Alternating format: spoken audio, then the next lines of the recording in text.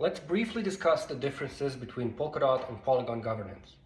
As you might know, in Polkadot, everything happens on chain. There are different tracks to which everybody can submit referenda, which means that you can actually submit any change to the chain itself, and if it's voted in, it will happen, and the chain will make sure that it happens. It will auto-enforce itself. There's no need for hard forking, there's no need for cat herding, there's no need for gathering everybody who's running the software client and making them upgrade the software client to actually enact this new change. And on Polkadot, you can actually vote on a multitude of tracks that each have a specific purpose. Like, for example, the root track can upgrade the protocol itself, while the treasury tracks can deal with disbursement of treasury funds to various applicants. And this is really cool, but the limitation here is that Polkadot governance is inherently plutocratic. The more money you have, the more voting power you have, which means that with big enough whales, the entire governance process is in the hands of just a few people. And this is a very dangerous concept when you're dealing with a system which can upgrade itself with chain level upgrades. So when you can update a very crucial part of the blockchain itself on the blockchain itself through plutocratic power, this can be very, very dangerous. This becomes even more dangerous when you have staking by centralized exchanges, like for example Kraken, Binance, and so on. When they hold a large amount of DOT, they can actually also have a large amount of voting power.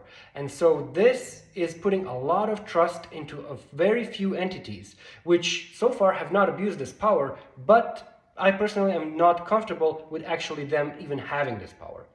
On Polygon, we have off-chain governance, and off-chain governance in the style of Bitcoin and Ethereum through improvement proposals. So like Bitcoin has BIPs and Ethereum has EIPs, Polygon has PIPs, Polygon Improvement Proposals, and it has three pillars of governance.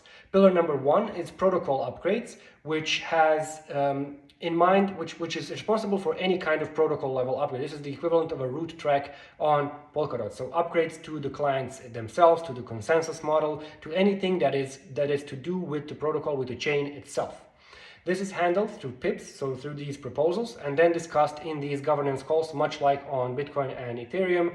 When consensus is reached, which is again off-chain and through discussions, forums, and these calls, then a technical implementation will follow, and then it is necessary to do the cat herding process of getting everybody together, everybody who's running the clients together, and then upgrading these clients to their newer versions to adopt this change. This is a hard and complicated process, but so far has worked arguably well. The second pillar is system smart contract upgrades, and this deals with upgrades that refer to smart contracts that are posted on Polygon itself or on Ethereum, so like the bridging contract or the snapshot contract or whatever else. So system level smart contracts, they are upgradable, but they are upgradable by a select few, by a board that can upgrade them. And again, these also go through the community discussion in the various forums and research posts, and they also have to go through the PIP, the Polygon Improvement Proposal process. Again, a very important aspect of Polygon itself, so it cannot be done willy-nilly, it has to be thoroughly discussed.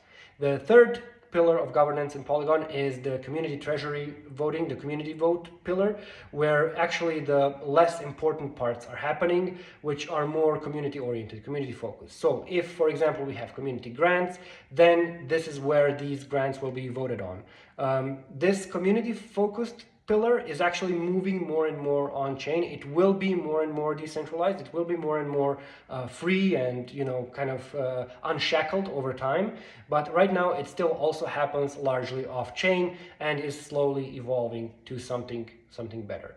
The reason why Polygon might be better in this case is the ossification that comes with the improvement proposal process, which means that it's much harder to enact a catastrophic change. Granted, on Polkadot, you also can undo the catastrophic change by simply hard forking back, or even killing a referendum that is provably malicious by issuing another referendum that is meant to kill that referendum. But the politics at play there are much more dangerous, in my opinion, and with enough buying power and therefore voting power, you are actually kind of capable of engaging the community in a war of attrition, where you can keep submitting a malicious proposal until people stop caring enough to vote, because there are really no consequences to you submitting bad proposals. And so this is a very dangerous part, I think, of this governance. So these are the crucial differences between these two governance models.